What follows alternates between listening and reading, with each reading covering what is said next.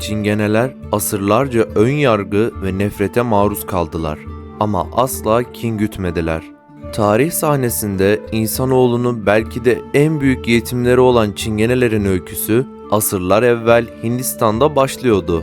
İran'ın büyük şairi Firdevsi'nin iddiasına göre İran Şahı Behramgur, hayat neşesini kaybetmiş halkının müzik ve eğlence kültürünün bulunmaması üzerine Hint kralından yardım istemiş. Ey yardımsever kral!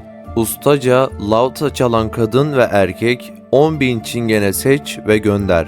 Bunun üzerine İran'a gelen çingeneler yaptıkları müzik ve eğlencelerle İran'ın fakir halkının hayat neşesini yeniden kazanmasını sağlamış. İran Şahı bunun üzerine çingenelere bol miktarda büyükbaş hayvan, tohum ve buğday bağışlamış. Yerleşik hayat ve çiftçilik mesleğinden anlamayan çingeneler, Şah'ın verdiği tüm mükafatı kısa sürede tüketmiş. Tekrar Şah'ın huzuruna çıkan çingeneler, içinde bulundukları müşkül durumu Şah'a bildirmişler. Oysa Şah, kendilerini ekip biçmek için yeterli mükafat verdiğini belirterek, çingenelerin taleplerini de reddederek şu sözlerle İran diyarından gitmelerini istemişti. Tohumları, buğdayları ve topladığınız ekinleri har vurup harman savurmasaydınız, şimdi verdiğim eşekler sizin olsun. Onlara eşyalarınızı yükleyin, müzik aletlerinizi hazırlayın, onları ipeklerle bezeyin. Bu sözler sonrası İran'dan ayrılan çingeneler dünyanın dört bir yanına dağıldı.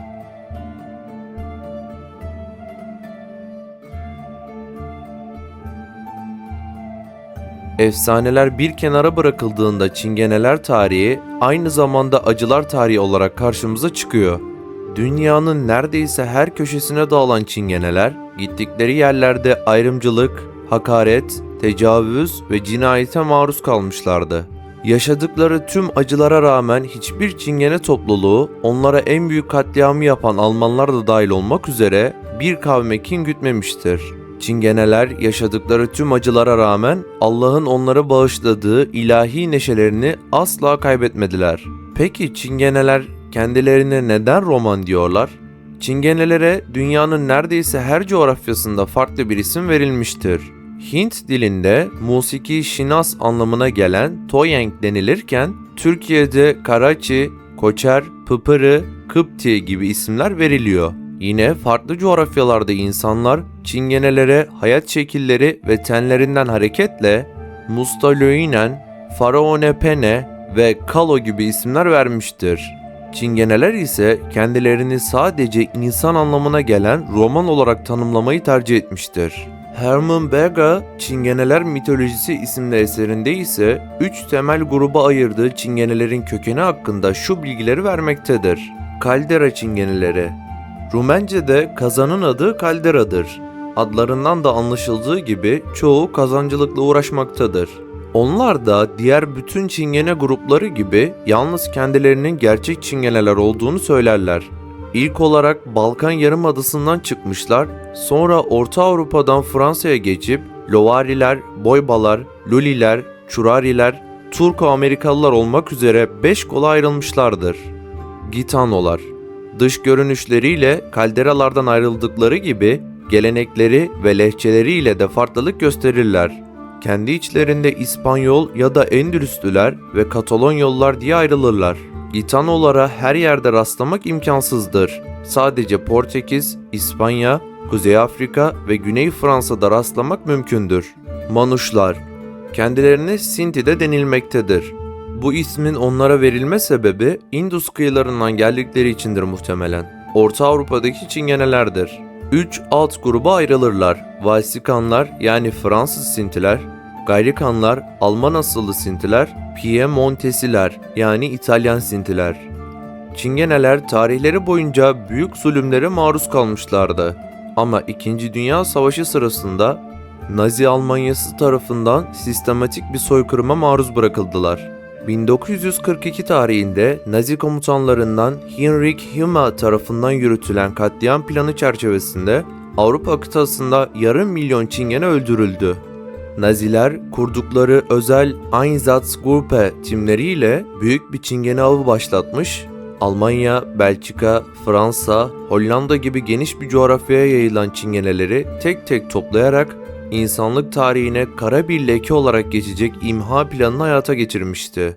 Çingenelerin katledilmesi kadar acı olan bir başka gelişme ise bir tek Nazi savaş suçlusunun Çingene katliamından ceza almamasıydı. 1962 yılına kadar süren savaş suçlarının yargılamalarının tamamı Yahudi soykırımı çerçevesinde ele alınırken yarım milyon Çingene'nin soykırımı dünya vicdanı tarafından görmezden gelindi. Kendisi de bir roman olan Bedri Rahmi Eyüpoğlu, Çingenelerin maruz kaldığı acıları ve hayata bakışını Karadut şiirinde şöyle dile getirmiştir. Ben beyzade, kişizade, her türlü dertten topyekün azade. Hani şu ekmeği elden, suyu gölden, durup dururken yorulan, kibrit çöpü gibi kırılan. Yalnız sanat çıkmazlarında başını kaşıyan, artık otlar, göstermelik atlar gibi bedava yaşayan. Sen benim mihnet içinde yanmış kavrulmuşum, netmiş, neylemiş ne olmuşum. Cömert ırmaklar gibi gürül gürül, bahtın karışmış bahtıma çok şükür. Yunmuş, yıkanmış adam olmuşum. Çingeneler tarih sahnesinde birçok coğrafyaya uğramışlardı. Bu duraklardan birisi de Mısır'dı. Bu sebeple başta Osmanlı olmak üzere Çingeneler birçok yerde Kıpti olarak bilinirdi. Bir rüya üzerine dünyayı dolaşarak büyülü bir eser meydana getiren seyyahımız Evliya Çelebi, Çingeneler için farklı tanımlamalar kullanmaktadır. Evliyanın kavmi kababete olarak nitelediği Çingeneler için Firavun soyundan gelen bir toplum olduğu iddiasında bulunmaktadır. Halil İnalcık'ın belirttiğine göre özellikle Üsküdar civarında yaşayan Çingenelerin ilk defa İstanbul'a Fatih Sultan Mehmet tarafından getirildiği ve 31 ailenin bu göçe iştirak ettiği tespit edilmiştir.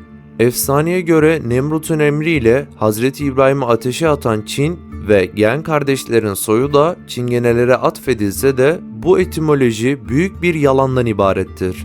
Farsça çalgı anlamından gelen çeng kelimesinden türetilen Çingene, raks edip dans eden anlamında kullanılır. Osmanlı döneminde de Çingeneler daha çok eğlence hayatının asli unsuru olmuşlardı. Çingeneler halk tarafından çok sevilirken aynı güruhun nefretine de maruz kalabiliyorlardı. Bunun belki de en kötü kanıtı deyim ve atasözlerimize yerleşen Çingene deyişleridir. Çingene çoğaldıkça çeribaşı iftihar eder. Çingenenin evi yanar, kendi davul çalar. Çingene borcu, çingenelik, çingeneleşmek, sayısını artırmanın mümkün olduğu bu sözler Çingenelere genel yaklaşımı ortaya koyar. Oysa kötü bakan kötü görür. Bir de Ahmet Haşim'in baktığı gibi görebilmek için evvela tüm insani donanım ve estetiğe sahip olmak gerekir. Çingene, insan tabiatına en yakın kalan güzel bir cinsidir. Zannedilir ki bu tunç yüzlü ve fafur dişli kır sakinleri beşeri şekle istihale etmiş bir takım yeşil ağaçlardır. Çingene bizzat bahardır. Çocukluğumda gördüğüm baharlardan bugün hatırımda kalan hayal, kırmızı, yeşil, sarı şalvar giymiş şarkı söyleyen ve el çırpan bir alay genç ki içinde tahta zurna çalıp bu musikinin vahşi kahkahalarının ardından müşabih akisleriyle vadilere inim inleten gene bir çingenedir. Osmanlı'da önemli bir devlet görevi almayan çingeneler, toplumun en önemli müessesi olan izdivaç kurumunu tek başına ayakta tuttukları gibi bohçacılık, demircilik ve seyislik gibi önemli mesleklerin de aranan erbaplarıydı. Bunun yanında toplumun yapmaktan kaçındığı kürekçilik ve cellatlık gibi mesleklerin de çoğunlukla çingeneler tarafından tercih edilmesi onların kötü bir şöhrete sahip olmasına neden olmuştu. Reşat Ekrem Koçu, Osmanlı çingenelerinin birçok kriminal vakanın baş aktörü olmalarına rağmen kendi aralarında zina ve livata gibi sapkınlıklarının bulunmadığını ve haklarındaki iddiaların çoğunun asılsız olduğunu belirtmektedir. Müslümanlar arasında Hazreti İbrahim'i ateşe atmak ve Firavun'un soyundan olmakla itham edilen çingeneler, Hristiyanlar tarafından ise Hazreti İsa'yı çarmıha geren çivileri imal edip çakmakla suçlanıyordu. Bu temelsiz iddialar neredeyse her din tarafından dışlanmalarına neden olmuştu. Hatta bazı eserlerde Çingenelerin devlet kademelerinde görev almamasını sözde ataları Firavun'un bir laneti olarak değerlendirerek 4. Mehmet dönemindeki malum hikayeyle açıklamaktadır. Pirimiz Evliya Çelebi'nin anlattığı hikayeye göre 4. Mehmet büyük yararlılıklarını gördüğü Çingene Ahmet Kuli'yi önemli bir devlet görevine getirmek ister. Kuli ise ataları Firavun'un yaptığı hataya bir daha düşemeyeceğini belirterek sultana şu cevabı verir: "Padişahım, biz oyuncu taifesiyiz. Ceddimizde Firavunlardan beri vezir ve Yeniçeri ağası olan yoktur ve bu fikirler ancak sonu yaklaşan bir Firavun'un aklına gelir." Çingenelerin acılarla dolu tarihine rağmen cıvıl cıvıl hayatları, bilhassa baharın tüm renklerini temaşa eden düğünlerini büyük edebiyatçımız Yahya Kemal şöyle betimleyecekti: "Düğün alayının geçişi yarım saat sürdü. Yaya kaldırımları üzerindeki seyirciler gülümseyerek, gülerek bakıyorlardı. Çingeneliği aşağı fakat sevimli buluyorlardı. Davullar ve zurnalar kafile kafileydi. Ah, bu zurna sesleri ve davul gümbürtüleri. Alafranga yetişen gençlerimizin kalplerinde bu akisler kalabilecek mi? O gün Filibe'de, o yaya kaldırımı üstünde, o gün mazimizin bir karnaval haline gelmiş bu manzarasını daima hatırlayacağım." Alay emsalsiz bir neşe galeyanıyla akıyordu. Çingene halkında güçten söz edildiğinde bu ırktan bir ailenin sahip olduğu güce atıfta bulunur ki bu sahip olduğu erkek çocuk sayısı arttıkça daha büyük olacaktır. Bu gelenek Çingene halkının tarihine dayanmaktadır. Buna göre erkek sayısı ne kadar fazlaysa bir aile kendini o kadar iyi savunabilir. Bununla birlikte bir Çingene ailesinin erkekleri güçlü olabilirler. Ancak zamanla başkalarının saygısını da kazanmaları gerekir. Ancak bu şekilde gerçekten güç ve yetki sahibi olurlar. Roman normları sözlüdür. Yani hiçbir tür ibadet kitabında veya yazılı hukuk kurallarında görünmezler. Normal olan Çingene yasasına yaşlıların veya ataların başkanlık etmesidir.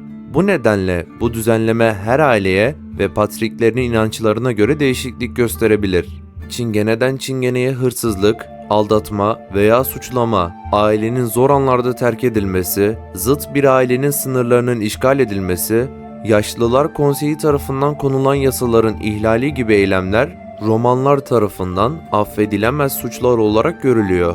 Roman yasasının çiğnenmesi genellikle suçun ciddiyetine bağlı olarak bazı yaptırımlarla sonuçlanır. Olağan yaptırımlar fiziksel saldırganlıktan belirli bir bölgeye adım atma yasağına kadar değişebilir. En ciddi yaptırım ise aileden sürgün edilmedir. Çingeneler her zaman belli bir toplumda yaşamalarına rağmen geleneklerini ve ana değerlerini asla bir kenara bırakmadıkları için kısmen göçebe bir yaşam tarzına sahip olmuşlardır.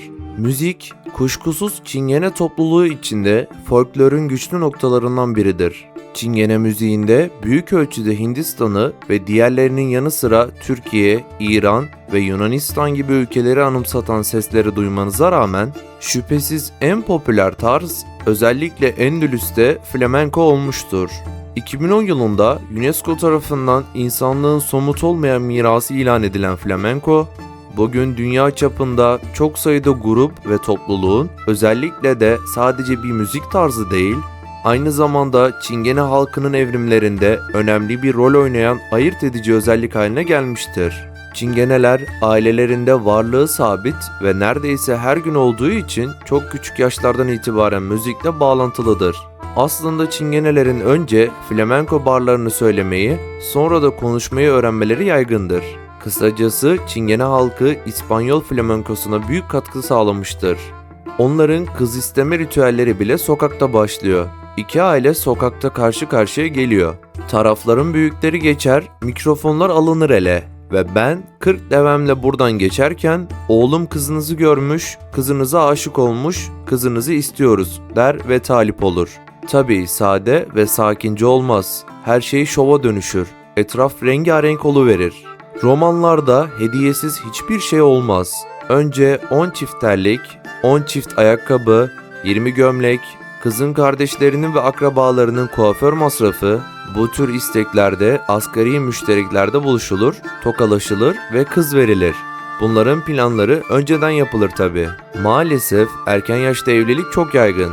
Sözü, nişanı da pek uzatmazlar bu yüzden. Kışın nişan yapıldıysa yaz gelmeden de düğün yapılır. 20 yaşında bekar insan bulmak pek zordur. Ama onlar da artık daha büyük yaşlarda evlenmeye başlamış. Düğün günü adetlerinin sonu yok. Kuaförden çıkar çıkmaz şov başlar. Gelini kuaförden alan arabalar yolda kornaya basarak gider sanmayın. Korna ne ki?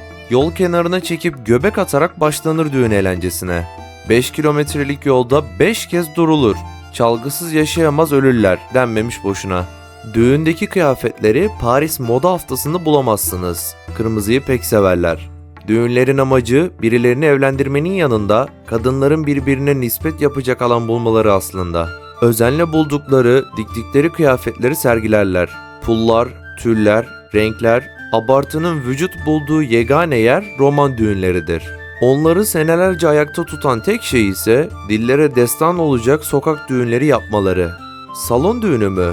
Asla. Salon düğünü yapmak zorunda kalanlar ayıplanır. Onların olayı sokaklar. Yaptıkları düğünlerde 3-4 yıl dilden anlatırlar. Hangisi daha şaşalı düğün yaparsa o daha çok saygı görür. Altınsız düğün tekerleksiz arabaya benzer. Ne kadar çok altın takılırsa ailenin o kadar köklü olduğu belli olur. Kız evlatlarına takılan altına önem verilmesi aslında kızlara önem verilmesinden kaynaklı. Roman büyükler gelinler için onu kulağımın arkasına fesleğen karanfil yapacağım der. Gelin bir düğüne gittiğinde ne kadar altın takmışsa o düğünde sandalyesi belli olur. Sadece kadınlar değil erkekler de şov yapıyor. Hep kadınlardan bahsettik ama erkekler için de sokak düğünleri birer şov arenası. Roman erkeklerinden daha iyi göbek atan dünyaya gelmemiştir. Akla hayali yatmayacak figürleri bir bir sergilerler. Özellikle de bir ev parası harcadıkları için düğünlerde daha da bir şevkle oynarlar. Çingenelerde bir insanı son yolculuğuna uğurlamak da önemlidir. Ölüm bir çingene hayatının temel direklerinden biridir ve bu nedenle bireyin acısı toplumdaki en saygın olaylardan biridir. Bir aile üyesi veya yakın arkadaşı öldüğünde çingeneler kederlerini ifade etmenin bir yolu olarak genellikle 12 aya kadar siyah giyerler. Ek olarak etkilenen kişiyle yolları kesişince müziği veya televizyonu kapatmak veya şarkı söylemeyi, dans etmeyi bırakmak gibi saygılı hareketler gösterirler. Siyah giymeye ek olarak ölen kişinin yakınları yas kurallarına uymak için bir dizi kısıtlama uygulamalıdır.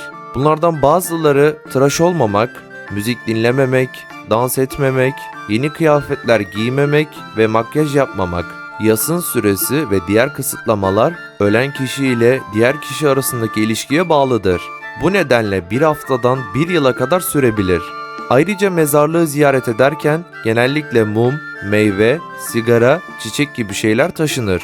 Videomuzun sonuna geldik. Sizlere çok daha fazla ve kaliteli belgeseller öğretebilmemiz adına videomuzu beğenerek ve kanalımıza abone olarak bize destek olabilir, aynı zamanda bizlerin daha birçok belgesel seviyelere ulaşmasını sağlayabilirsiniz. Ayrıca sol tarafta Avrupa'yı darmadağın eden Vikingleri anlattığım belgesel yer alıyor. Sağdaki oynatma listesi ise sizler tarafından en çok beğenilen videolardan oluşmakta.